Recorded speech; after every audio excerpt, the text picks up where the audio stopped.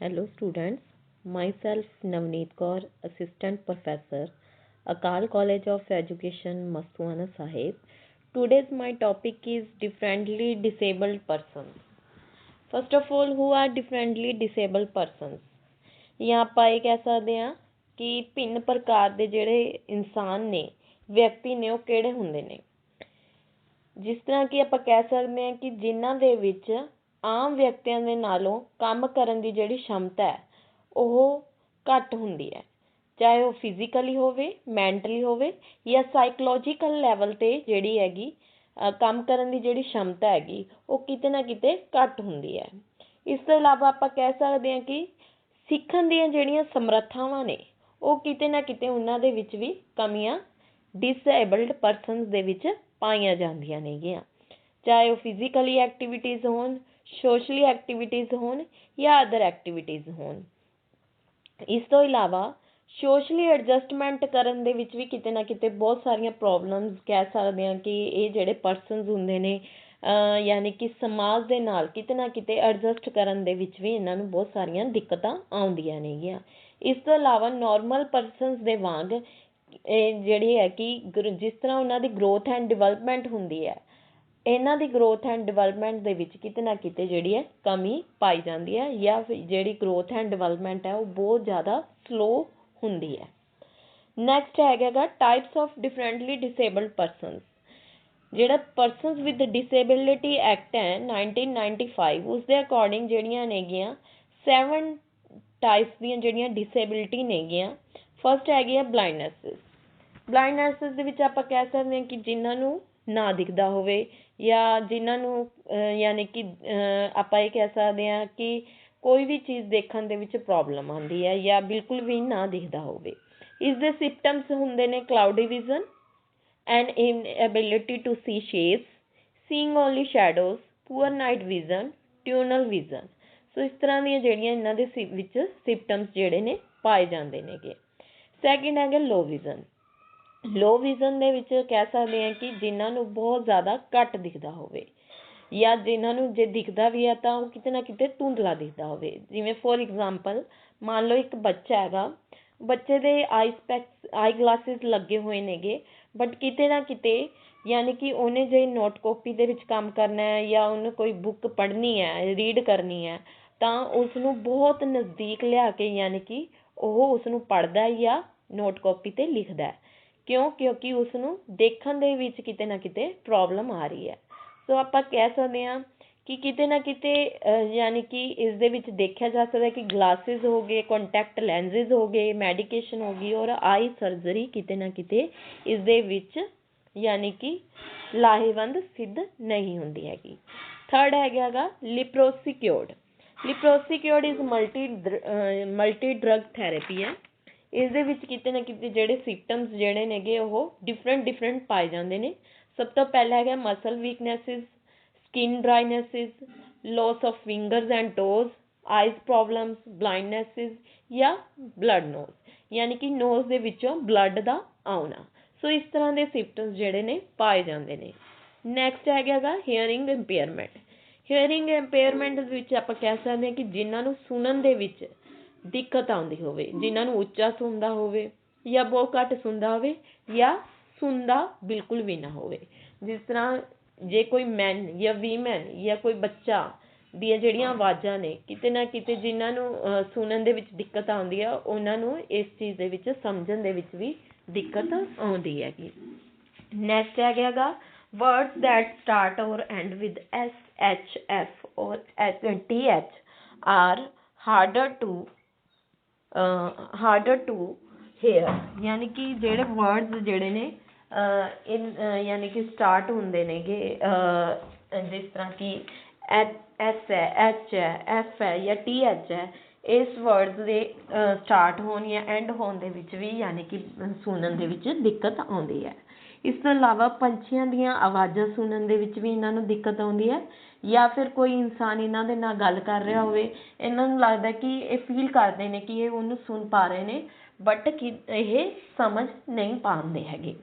Next ਹੈਗਾ locomotors disability. Locomotors disability is a pain and limitation of movements. ਆਪਾਂ ਇਹ ਕਹਿ ਸਕਦੇ ਹਾਂ ਕਿ ਜਿਨ੍ਹਾਂ ਨੂੰ ਕਿਸੇ ਵੀ ਬੋਡੀ ਦੇ ਪਾਰਟ ਦੇ ਵਿੱਚ ਪੇਨ ਮਹਿਸੂਸ ਹੁੰਦੀ ਹੋਵੇ ਜਾਂ ਤੁਰਨ ਫਿਰਨ ਦੇ ਵਿੱਚ ਕਿਸੇ ਵੀ ਤਰ੍ਹਾਂ ਦੀ ਮੂਵਮੈਂਟ ਕਰਨ ਦੇ ਵਿੱਚ ਕਿਤੇ ਨਾ ਕਿਤੇ ਸਮੱਸਿਆ ਆਉਂਦੀ ਹੋਵੇ। ਇਸ ਜਾਂ ਆਪਾਂ ਇਹ ਵੀ ਕਹਿ ਸਕਦੇ ਹਾਂ ਕਿ ਹੈਂਡੀਕੈਪਸ ਜਿਹੜੇ ਨੇਗੇ ਉਹ ਜਿਹੜੇ ਨੇ ਲੋਕੋਮੋਟਰ ਡਿਸੇਬਿਲਿਟੀ ਦੇ ਅੰਡਰ ਆਉਂਦੇ ਨੇਗੇ, ਜਿਹੜਿਆਂ ਨੂੰ ਕਿਸੇ ਚੀਜ਼ ਦਾ ਯਾਨੀ ਕਿ ਸਹਾਰਾ ਲੈ ਕੇ ਤੁਰਨ ਫਿਰਨ ਦੇ ਵਿੱਚ ਜਾਂ ਫਿਰ ਕਿਤੇ ਜਾਣ ਦੇ ਵਿੱਚ ਜਿਹੜਾ ਹੈਗਾ ਕਿਸੇ ਯਾਨੀ ਕਿ ਕਿਸੇ ਚੀਜ਼ ਦਾ ਸਹਾਰਾ ਲੈਣਾ ਪੈਂਦਾ ਹੈ। ਨੈਕਸਟ ਹੈਗਾ mental retardation. Mental retardation is not a disease, it is a condition. ਯਾਨੀ ਕਿ ਮੈਂਟਲ ਰਿਟਾਰਡੇਸ਼ਨ ਹੈ ਜਿਹੜੀ ਉਹ ਕੋਈ ਬਿਮਾਰੀ ਨਹੀਂ ਹੈਗੀ, ਇਹ ਸਾਡੇ ਜਿਹੜੇ ਹਾਲਾਤ ਨੇ ਉਹਨਾਂ 'ਤੇ ਇਹ ਨਿਰਭਰ ਕਰਦਾ ਹੈਗਾ ਕਿ ਕਿਸ ਤਰ੍ਹਾਂ ਦੇ ਹਾਲਾਤ ਨੇ ਉਸ ਤਰ੍ਹਾਂ ਦਾ ਹੀ ਵਿਅਕਤੀ ਦਾ ਜਿਹੜਾ ਹੈਗਾ ਦਿਮਾਗ ਹੈਗਾ ਯਾਨੀ ਕਿ ਕੰਮ ਕਰਨਾ ਘੱਟ ਕਰ ਦਿੰਦਾ ਹੈਗਾ। ਜਿਵੇਂ ਕਿ ਡਿਲੇ ਇਨ ਲੈਂਗੁਏਜ ਡਿਵੈਲਪਮੈਂਟ, ਯਾਨੀ ਕਿ ਕਿਤੇ ਨਾ ਕਿਤੇ ਵਿਅਕਤੀ ਨੂੰ ਭਾਸ਼ਾ ਸਿੱਖਣ ਜਾਂ ਵਿਕਸਿਤ ਕਰਨ ਦੇ ਵਿੱਚ ਯਾਨੀ ਕਿ ਸਮਾਂ ਲੱਗਦਾ ਹੈਗਾ। Find it hard to remember things, ਯਾਨੀ ਕਿ ਉਹਨੂੰ ਯਾਨੀ ਕਿ ਕੁਝ ਚੀਜ਼ਾਂ ਯਾਦ ਰੱਖਣ ਦੇ ਵਿੱਚ ਦਿੱਕਤ ਆਉਂਦੀ ਹੈ। Difficulty in learning social rules, lack of self-care skills, unable to take higher education, have trouble solving problems।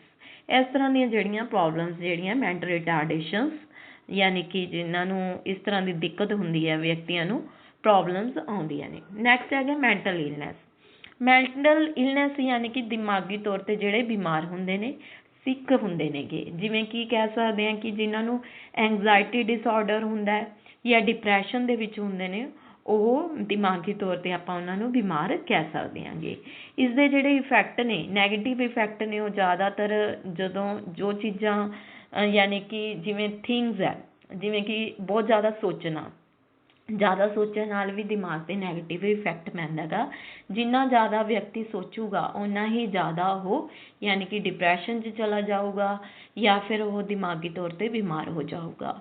ਤਾਂ ਜਿਵੇਂ ਕਿ ਹੁਣ ਫੋਰ ਐਗਜ਼ਾਮਪਲ ਤੁਸੀਂ ਕਹਿ ਸਕਦੇ ਹੋ ਜਿਵੇਂ ਕਿ ਹੁਣ COVID-19 ਚੱਲ ਰਿਹਾ ਹੈਗਾ, ਜਿਸ ਤਰ੍ਹਾਂ ਹੁਣ ਨਿਊਜ਼ ਵਾਲੇ ਜੋ ਚੀਜ਼ਾਂ ਦਿਖਾ ਰਹੇ ਨੇਗੇ, ਆਮ ਵਿਅਕਤੀ ਘਰੇ ਬੈਠਾ ਨਿਊਜ਼ ਦੇਖੀ ਜਾ ਰਿਹਾ ਹੈਗਾ, ਤਾਂ ਉਸ ਨੂੰ ਲੱਗਦਾ ਹੈਗਾ ਕਿ ਕਿਤੇ ਨਾ ਕਿਤੇ ਥੋੜ੍ਹਾ ਬਹੁਤਾ ਵੀ ਜੇ ਉਹਨੂੰ ਕੁਛ ਖੰਘ ਵਗੈਰਾ ਜਾਂ ਕਿਸੇ ਤਰ੍ਹਾਂ ਦੀ ਕਫ ਜਾਂ ਫਿਰ ਕੋਈ ਕੋਲਡ ਵਗੈਰਾ ਹੁੰਦਾ ਤਾਂ ਉਸਨੂੰ ਇਹ ਲੱਗਦਾ ਹੈਗਾ ਕਿ ਮੇਰੇ ਅੰਦਰ ਇਸ ਤਰ੍ਹਾਂ ਦੇ ਸਿੰਪਟਮਸ ਹੈਗੇ ਨੇ ਅਤੇ ਕਿਤੇ ਮੈਨੂੰ ਤਾਂ ਨਹੀਂ ਇਹ ਵਾਇਰਸ ਹੈਗਾ। ਸੋ ਇਸ ਤਰ੍ਹਾਂ ਦੀਆਂ ਪ੍ਰੋਬਲਮਸ ਯਾਨੀ ਕਿ ਜ਼ਿਆਦਾ ਸੋਚਣ ਨਾਲ ਪੈਦਾ ਹੋ ਜਾਂਦੀਆਂ ਨੇ। ਫੀਲਸ ਕਹਿ ਸਕਦੇ ਹਾਂ ਕਿ ਜਿਵੇਂ ਕਿ ਮੰਨ ਲਓ ਫੋਰ ਐਗਜ਼ਾਮਪਲ ਕੋਈ ਸੁੱਤੇ ਪਏ ਉਸਨੂੰ ਯਾਨੀ ਕਿ ਇਹ ਲੱਗਦਾ ਕਿ ਉਸਨੂੰ ਡਰ ਜਿਹਾ ਲੱਗਦਾ ਹੈਗਾ ਜਾਂ ਉਹਨੂੰ ਲੱਗਦਾ ਕੋਈ ਮੈਨੂੰ ਮਾਰ ਦੂਗਾ, ਤਾਂ ਇਸ ਤਰ੍ਹਾਂ ਦੀ ਯਾਨੀ ਕਿ ਫੀਲ ਕਰਨਾ ਵੀ ਯਾਨੀ ਕਿ ਮੈਂਟਲੀ ਤੌਰ 'ਤੇ ਬੰਦੇ ਨੂੰ ਬਿਮਾਰ ਕਰ ਦਿੰਦਾ ਹੈ। ਸਾਡਾ ਬਿਹੇਵੀਅਰ ਕਿੱਦਾਂ ਦਾ ਹੈ, ਜੇਕਰ ਅਸੀਂ ਯਾਨੀ ਕਿ ਸਾਰਾ ਦਿਨ ਨੋਰਮਲ ਗੱਲ 'ਤੇ ਵੀ ਬਹੁਤ ਜ਼ਿਆਦਾ ਗੁੱਸਾ ਦਿਖਾਉਂਦੇ ਹਾਂ ਜਾਂ ਬਹੁਤ ਜ਼ਿਆਦਾ ਅਗਰੈਸਿਵ ਹੋ ਜਾਂਦੇ ਹਾਂ, ਤਾਂ ਉਹ ਵੀ ਕੀ ਹੈਗਾ ਸਾਡਾ ਮੈਂਟਲੀ ਤੌਰ 'ਤੇ ਸਾਨੂੰ ਬਿਮਾਰ ਕਰ ਦਿੰਦਾ ਹੈ। ਡਿਫੀਕਲਟੀ ਇਨ ਸਲੀਪਿੰਗ, ਯਾਨੀ ਕਿ ਸੌਣ ਦੇ ਵਿੱਚ ਵੀ ਪਰੇਸ਼ਾਨੀ ਆਉਣੀ। ਸੌਣ 'ਚ ਪਰੇਸ਼ਾਨੀ ਕਿੱਦਾਂ, ਯਾਨੀ ਕਿ ਕੁਝ ਚੀਜ਼ਾਂ ਪੁਰਾਣੀਆਂ ਆਪਾਂ ਸੋਚੀ ਜਾਂਦੇ ਹਾਂ, ਰਾਤ ਨੂੰ ਸਾਨੂੰ ਇਹ ਲੱਗਦਾ ਹੈਗਾ ਕਿ ਯਾਨੀ ਕਿ ਕੋਈ ਸਿਚੁਏਸ਼ਨ ਸਾਡੇ ਸਾਹਮਣੇ ਬਹੁਤ ਬੁਰੀ ਹੋਈ ਹੁੰਦੀ ਹੈ ਜਾਂ ਅਸੀਂ ਕਿਸੇ ਸਿਚੁਏਸ਼ਨ ਬੁਰੀ 'ਚੋਂ ਗੁਜ਼ਰੇ ਹੁੰਦੇ ਹਾਂ, ਤਾਂ ਸਾਨੂੰ ਇਹ ਲੱਗਦਾ ਹੈਗਾ ਕਿ ਯਾਨੀ ਕਿ ਸਾਨੂੰ ਸੌਣ ਦੇ ਵਿੱਚ ਯਾਨੀ ਕਿ ਦਿੱਕਤ ਆਉਣ ਲੱਗ ਜਾਂਦੀ ਹੈ। ਸੋ ਇਸ ਤਰ੍ਹਾਂ ਦੀਆਂ ਮੈਂਟਲੀ ਜਿਹੜਾ ਪਰਸਨ ਹੈ ਉਹ ਬਿਮਾਰ ਰਹਿਣ ਲੱਗ ਜਾਂਦਾ ਹੈਗਾ। ਨੈਕਸਟ ਹੈਗਾ ਗਾ ਟੈਕਨੋਲੋਜੀ, ਕਿਸ ਤਰ੍ਹਾਂ ਜਿਹੜੀ ਹੈਗੀ ਜਿਹੜੇ ਯਾਨੀ ਕਿ ਡਿਸੇਬਲਡ ਪਰਸਨਸ ਨੇਗੇ ਉਹਨਾਂ ਦੀ ਯਾਨੀ ਕਿ ਕਿਸ ਤਰ੍ਹਾਂ ਹੈਲਪ ਕਰਦੀ ਹੈ ਟੈਕਨੋਲੋਜੀ ਦੇ ਥਰੂ, ਯਾਨੀ ਕਿ ਉਹ ਕਿਸ ਤਰ੍ਹਾਂ ਜਿਹੜੀ ਕਿ ਆਮ ਵਿਅਕਤੀਆਂ ਵਾਂਗੂ ਆਪਣਾ ਜੀਵਨ ਜਿਉ ਸਕਦੇ ਨੇਗੇ। ਫਸਟ ਹੈਗਾ ਨੋ ਆਈਜ਼ ਪ੍ਰੋ, ਯਾਨੀ ਕਿ ਇਹ ਗਲਾਸਿਸ ਜਿਹੜੇ ਦਿੱਤੇ ਗਏ ਨੇ ਇਹ ਜਿਹੜੇ ਲੋ ਔਰ ਨੋ ਵਿਜ਼ਨ ਯਾਨੀ ਕਿ ਜਿਨ੍ਹਾਂ ਨੂੰ ਬਹੁਤ ਘੱਟ ਦਿਖਦਾ ਜਾਂ ਬਿਲਕੁਲ ਨਹੀਂ ਦਿਖਦਾ ਹੈਗਾ, ਉਹਨਾਂ ਦੇ ਲਈ ਇਸ ਤਰ੍ਹਾਂ ਦੇ ਜਿਹੜੇ ਗਲਾਸਿਸ ਯੂਜ਼ ਕੀਤੇ ਜਾਂਦੇ ਨੇ।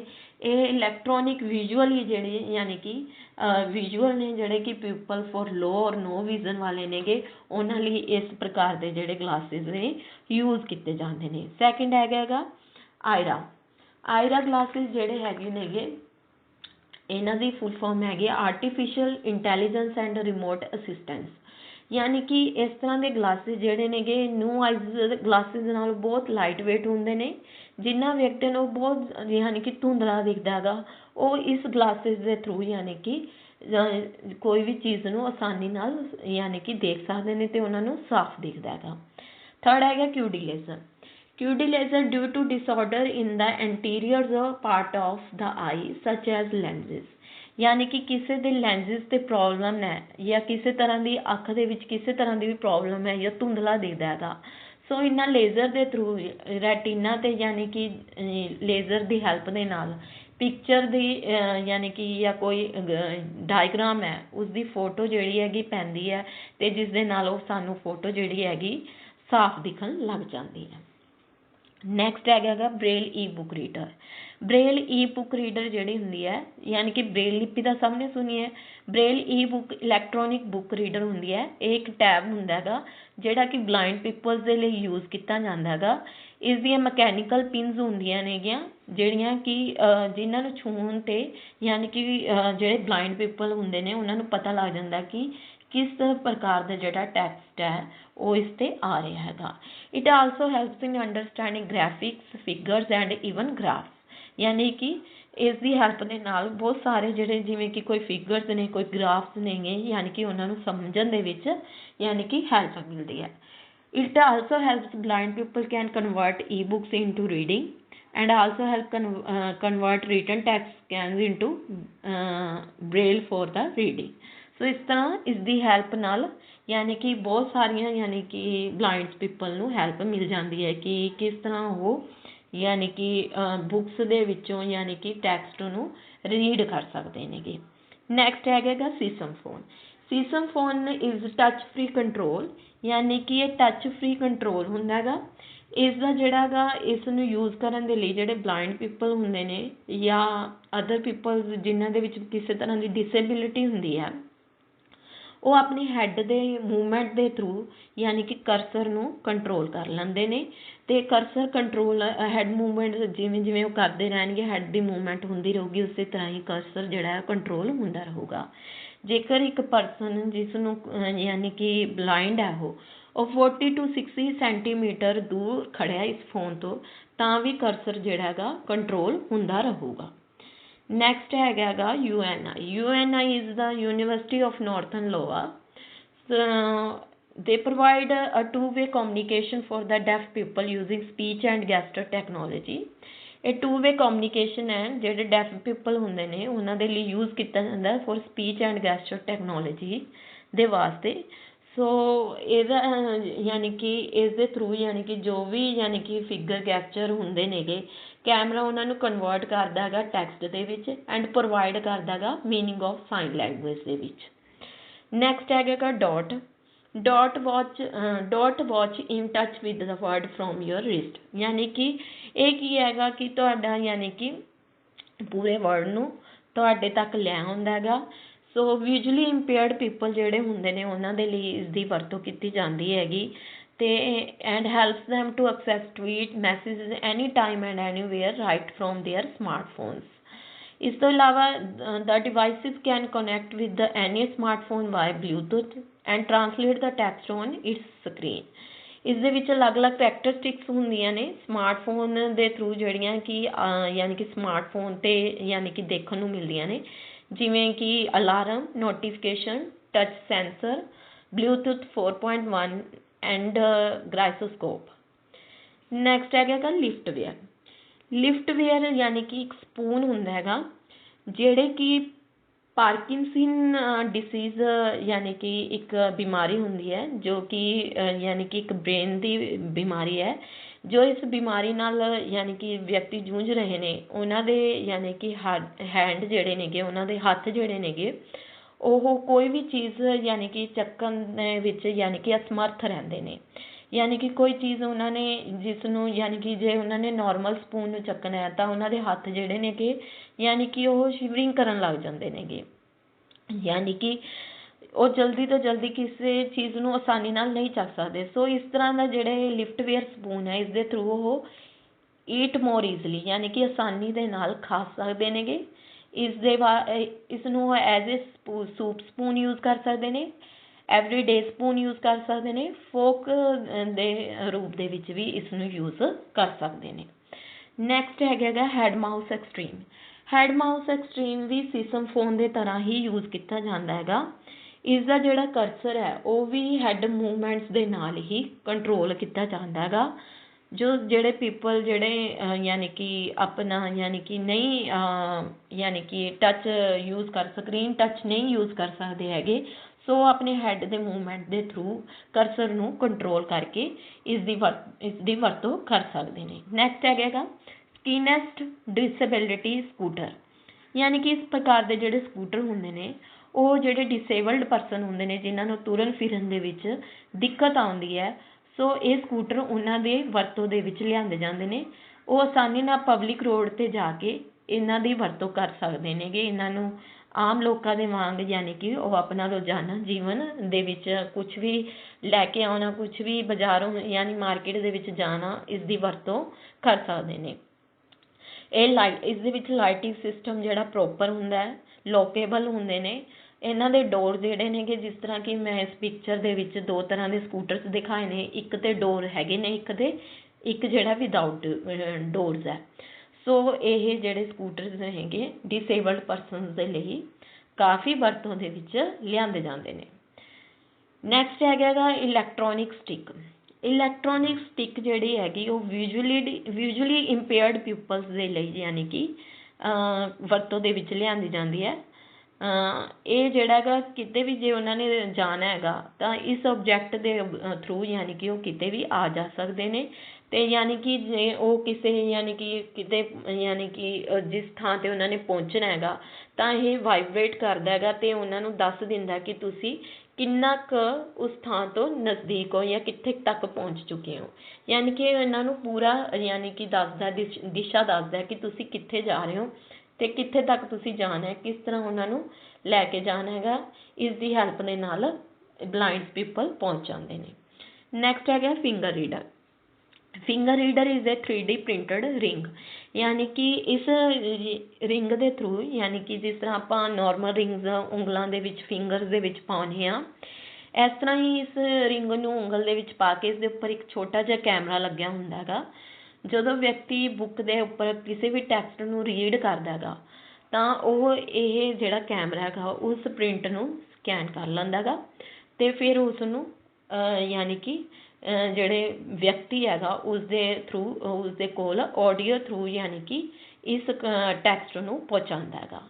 ਸੋ ਇਸ ਤਰ੍ਹਾਂ ਜਿਹੜਾ ਹੈਗਾ ਯਾਨੀ ਕਿ ਜਿਹੜੇ ਡਿਸੇਬਲਡ ਪਰਸਨਸ ਹੁੰਦੇ ਨੇਗੇ, ਉਹਨਾਂ ਦੇ ਲਈ ਟੈਕਨੋਲੋਜੀ ਦੀ ਹੈਲਪ ਦੇ ਨਾਲ ਬਹੁਤ ਸਾਰੀਆਂ ਯਾਨੀ ਕਿ ਜਿਹੜੀਆਂ ਉਹਨਾਂ ਨੂੰ ਲਾਈਫ ਦੇ ਵਿੱਚ ਪਰੇਸ਼ਾਨੀਆਂ ਆਉਂਦੀਆਂ ਨੇ, ਦਿੱਕਤਾਂ ਆਉਂਦੀਆਂ ਨੇਗੀਆਂ, ਯਾਨੀ ਕਿ ਉਹ ਇਹਨਾਂ ਟੈਕਨੋਲੋਜੀ ਦੇ ਥਰੂ ਆਪਣੀਆਂ ਪਰੇਸ਼ਾਨੀਆਂ ਨੂੰ ਦੂਰ ਕਰਕੇ ਕਿਤੇ ਵੀ ਯਾਨੀ ਕਿ ਆ ਜਾ ਸਕਦੇ ਨੇ ਜਾਂ ਉਹਨਾਂ ਨੂੰ ਕਿਸੇ ਦੇ ਸਹਾਰੇ ਦੀ ਲੋੜ ਨਹੀਂ ਹੈਗੀ।